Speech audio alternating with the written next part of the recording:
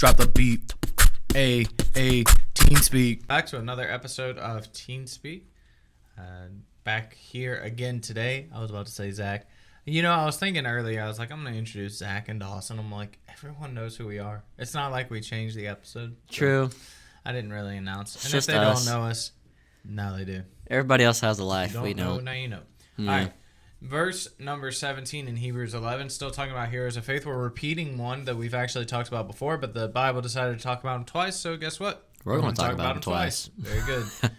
Pinch poke, you owe me a Coke. Thank you, Dawson. No. It says here, verse 17, by faith Abraham, when he was tried, offered up Isaac, and he that had received the promises offered up his only begotten son, of whom it was said that in Isaac shall thy seed be called, accounting that God was able to raise him up even from the dead, from which also he received him in a figure. And I find this verse very, very interesting. This is obviously talking about the account of Abraham and Isaac when Abraham was going to sacrifice Isaac on the altar. A very, very serious story. Yeah, it was a test of faith. The Bible says that God was testing Abraham, that God decided to test Abraham.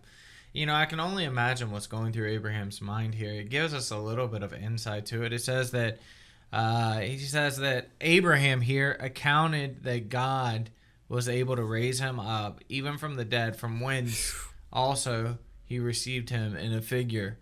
And I find this a very interesting story here, because the story of Isaac and being sacrificed on the altar, or potentially sacrificed, when it tells the story, Abraham is talking to his son, and his son says, well, Dad, I see there's the wood.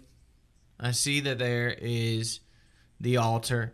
Everything's in order. He knew how sacrifices worked. Mm-hmm. It was a traditional thing in their custom to offer a sacrifice.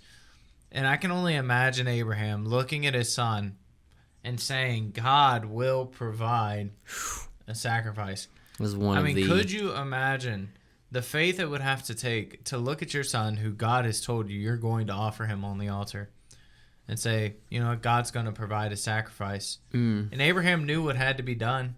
And the Bible says that the angel had to stop him because, Wow. once again, the Bible says it, and I fully believe it. Abraham was going to kill Isaac that day. Phenomenal. Huge. I mean, a crazy step of faith. But then I stopped and thought about this. Abraham, this has to be going through his mind. You know, Abraham's like, well, God promised me Isaac in a time of my life when it was impossible to have him.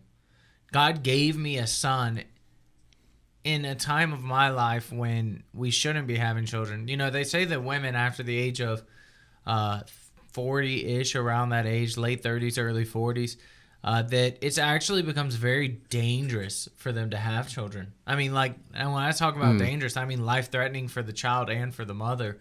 So I can only imagine how dangerous it would have been in your 90s. My goodness. But Abraham here, he's thinking, and he says, you know, God promised us a child in a time where it was impossible. Impossible, yeah. And if he's going to ask me to sacrifice this son, who is the promised seed, who is going to be the one by whom many nations come from, he says here, if he can give me a son when our reproductive systems are dead, then he can raise him from the dead. That is So this tells me here amount of that faith. I can only imagine. Could you imagine the ride up there, going up? As an emotional ride. He's going up. His son's with him. I don't know how old his son was, but I mean, if he was young enough to be traveling with his father, I can imagine him being like Oliver, you know, asking a million questions, talking Innocent. about it. And Abraham, just the whole ride up the mountain, is just thinking, I have to sacrifice my son. Thinking that if God doesn't provide, I have to sacrifice my son, and I know God will be faithful and give me another one or raise him from the dead. But he knew it had to be done. That had to be you know, I've had moments where I'm like having to do something and I'm just contemplating it the whole ride up. That would have to be a quiet quiet travel up. And that wasn't a quick trip up there. That was up a mountain. That was a long trip. Yeah, it was a couple days journey, I believe, is what it says. But he said he thought about all of this. You know, he thought about every part of it. I'm not trying to read too much into it, but when I see the word counting, I think of an accountant, right? That means you do the deposits, you do the positive inflow of money, and you do the outflow of money, or the debits.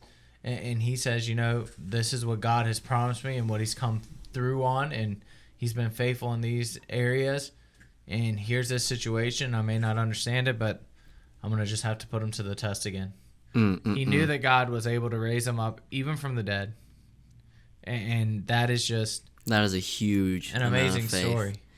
Every time I read this story, whether it's, what was it, Genesis when we first hear the story, or if it's here in Hebrews, every time I read this story, I have to stop and I have to ask myself, if I were in Abraham's shoes right now, and God asked me, and God commanded me to kill the person that I love most in this life.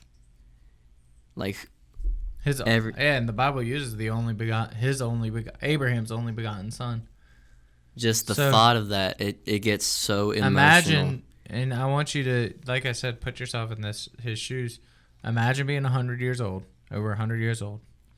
Imagine trying time and time again to have a son.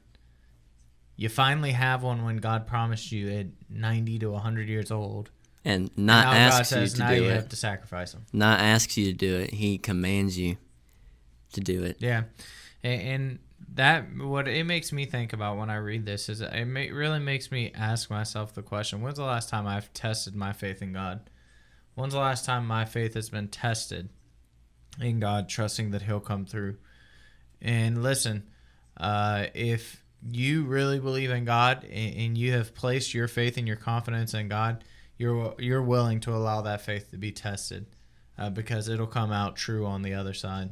So this is a great story about Abraham, and hopefully if a situation ever occurred and I had to do something that took extraordinary faith like Abraham, hopefully I could be found faithful, because he knew that again, where God guides, God provides. So yep.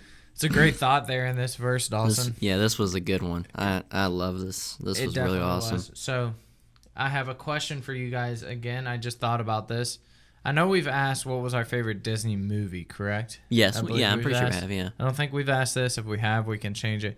What is your single favorite Disney track? Did we ask that question? Yeah, I don't think. We may have. Oh, we may have. Because it was it was Friend Like Me. Have. Yeah. Yeah, it was Friend Like Me. Well, let me think of another question on the spot right here. What's your favorite, theme music? All right. Okay, no, I got a good question. Who's better, Hans Zimmer or...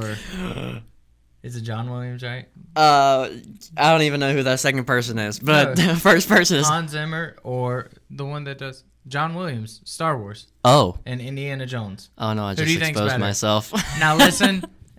The Star Wars sorry to disappoint Jeremy, but I have to say Hans Zimmer. If you disagree with Hans Zimmer, go listen to the Pirates of the Caribbean track. Yes. And then come back at me again. Hans Zimmer. Man of Steel. And I believe Transformers. And Sherlock Holmes. Zimmer has it hands down. Zimmer. Hans Zimmer. Sorry. I have to agree with Coach on this one. Hans Zimmer has the best soundtracks. Because I could listen to Pirates of the Caribbean music all day, my dark horse composer is Martin O'Donnell, and that is the composer for the Halo games. So there's my three favorites. I'm not a video Now listen, if I put it in order, it was Hans Zimmer, John Williams, and then Martin O'Donnell. But my brother loves Halo. Literally, I can play a soundtrack from Halo, and my brother can tell you the Halo that it's from, 1, 2, 3, 4, 5, or ODST. He can tell you the mission that it's on and what your character is doing at that moment. My brother loves that music. So, anyway, tell us who's better, Hans Zimmer, John Williams. Hans Zimmer. Dawson and I say Hans Zimmer. Sorry if the light just turned off. Yeah, someone has a Bigfoot. Hans Zimmer, John Williams. or The Field. We'll say The Field if you like someone else. If you like someone else besides those two, tell us who. Dawson and I, Hans Zimmer. Jeremy Hans and Zimmer. Miss Jackie. I mean, say I'm a big John Star Wars nerd, So- but Hans Zimmer is the. So, thank you guys for tuning into another episode of Teen Speak, and we'll catch you in the next one. See you Latest. guys later.